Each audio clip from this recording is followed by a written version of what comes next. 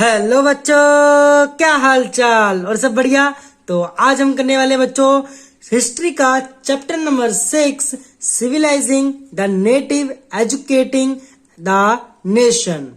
हमने बच्चों अपनी पहली वीडियो में बिल्कुल अच्छी तरीके से समझा था, इंट्रो के बारे में समझा था, कैसे ये जो हमारा एजुकेशन सिस्टम है वो कैसे उन्होंने चेंज करा था ब्रिटिश सरकारों ने। हमने जॉन्स और हेनरी थॉमस कोलब्रुक एंड नेथनियल के बारे में हमने पढ़ा था कि उन्होंने कैसे अपने हमारे इंडियन कल्चर को उन्होंने समझा और वो क्या करना चाहते थे। उन्होंने अलग अलग कॉलेजेस बनवाए, मदरसा बनवाया 1781 में एंड 1791 में बनारस में हिंदू कॉलेज को इस्टेब्लिश करा था। तो आज की वीडियो में हम पढ़ने वाले हैं बच्चों grave errors of the east. Grave errors of the east, इसकी हिंदी है बच्चों पूरब की जघन्य गलतियां। पूरब की जघन्य गलतियां के बारे में आज हम पढ़ने वाले हैं। अगर आपने हमारे अभी तक चैनल को सब्सक्राइब नहीं करा है तो जरूर चैनल को सब्सक्राइब करके बेल आइकन दबाना ना भूलना और अपने दोस्तों के साथ जरूर शेयर कर देना बच्चों, ठीक है। तो चलिए स्टार्ट करते हैं grave errors of the east के बारे में। From the early 19th century, many British officials began to criticize the Orientalist vision of learning. Orientalist वाले बच्चों हमने बताया था कि एशिया एशिया के वो लोग जो संस्कृति के गहन ज्ञानी रखने वाले लोग होते हैं उन्हें कहते हैं ओरिएंटलिस्ट, ठीक है बच्चों। अब यहाँ पर मतलब क्या है, 19वीं सदी की शुरुआत से ही 19वीं शताब्दी से शुरुआत ही में ही बहुत सारे अंग्रेज अफसर शिक्षक के प्राच्यवादी दृष्टिकोण की आलोचना करने लगे थे। They said that knowledge of the east was full of errors and unscientific thoughts. अब ये इन्होंने क्या बोला, उन्होंने कहना था कि पूर्वी समाजों का ज्ञान त्रुटियों से भरा हुआ है, मतलब गलतियों से भरा हुआ है। Eastern literature was non-serious and light-hearted. So they argued that it was wrong on the part of the British to spend so much effort in encouraging the study of Arabic and Sanskrit language and literature. मतलब बच्चों यहाँ पर क्या बोला, उनके मुताबिक पूर्वी साहित्य अगंभीर और सतही था। इसलिए उन्होंने दलील दी कि अंग्रेजों को अरबी और संस्कृत भाषा व साहित्य के अध्ययन को बढ़ावा देने पर इतना खर्चा नहीं करना चाहिए, ठीक है बच्चों। आगे देखो, James mill was one of those who attacked the Orientalist. The British effort, he declared, should not be to teach what the native wanted or what they respected in order to please them and win a place in their heart. The aim of education ought to be to teach what was useful and practical.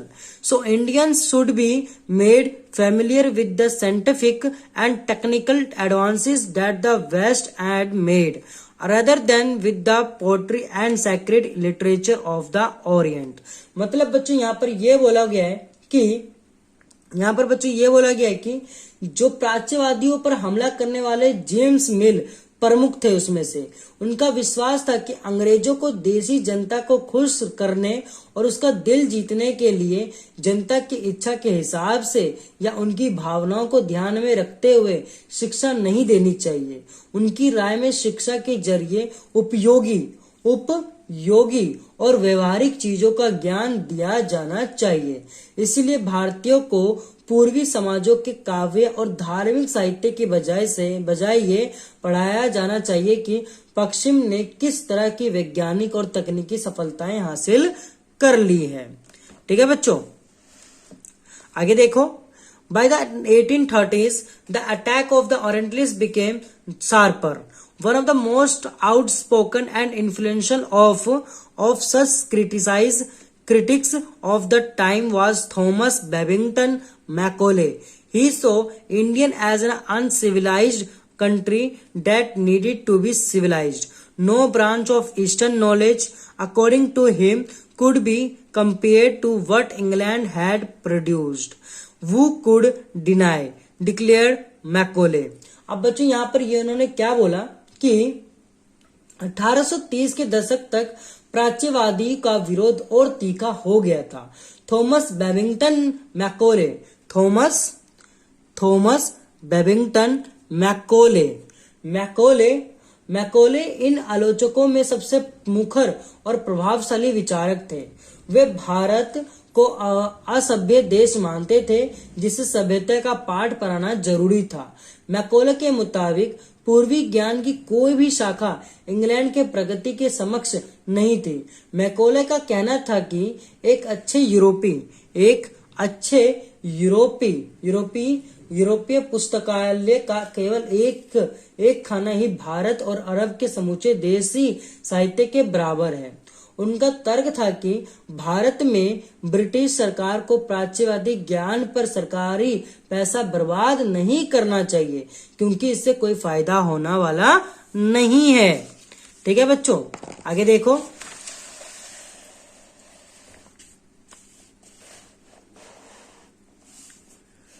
A single shelf of a good European library was worth all native literature of the Indian Arabia. He argued that the British government in India stopping wasting public money in promoting Oriental learning for it was no practical use.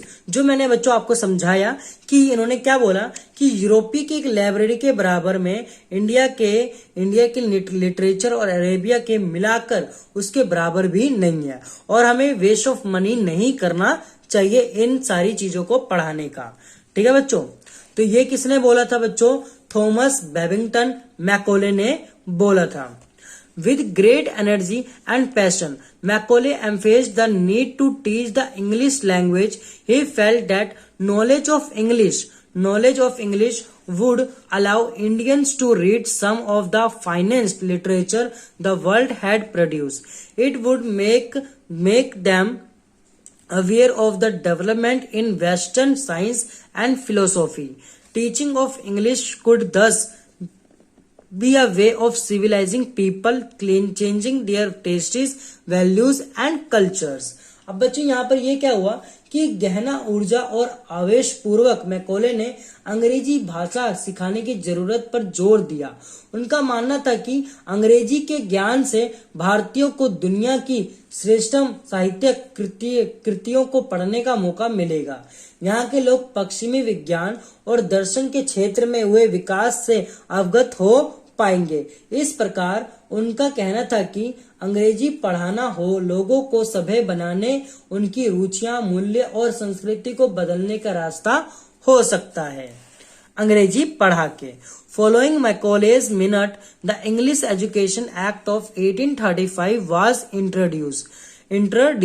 The decision was to make English the medium of instruction for higher education and to stop to the promotion of Oriental institutions like the Calcutta Madrasa and Banaras Sanskrit colleges. These institutions were seen as temples of darkness that were falling of themselves into decay.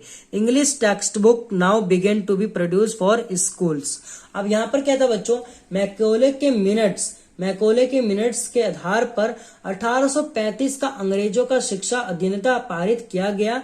ये फैसला भी लिया गया कि अंग्रेजी को उच्च शिक्षा का माध्यम बनाया जाए और कलकत्ता मदरसे और बनारस संस्कृति कॉलेज जैसे प्राच्यवादी संस्थाओं को प्रोत्साहन न दिया जाए।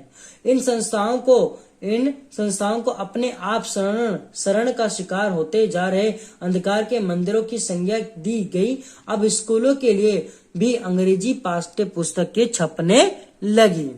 ठीक है बच्चों, तो आई होप आपको ये जो चीज समझ में आ गई होगी कि हमारे देश में इंग्लिश कैसे स्टार्ट हुई, किसने स्टार्ट करा? थॉमस बेबिंगटन मैकोले ने। ये जो हमारा हम अभी जो पढ़ रहे हैं एजुकेशन सिस्टम, ये सारा जो एजुकेशन सिस्टम जैसे कि पीरियड लगते हैं, एग्जाम होते हैं, एक पीरियड होता है, अलग अलग क्लासेस होती हैं, अलग अलग पीरियड होते हैं, हर सब्जेक्ट इंग्लिश मीडियम का है। तो ये सारा जो चीज कराया हुआ है ये थॉमस बेबिंगटन मैकोले ने ही करा था। ठीक है बच्चों, तो आज के लिए बस इतना ही। उम्मीद करते हैं यहाँ तक आपको बहुत ही अच्छी तरीके से समझ में आ गया होगा।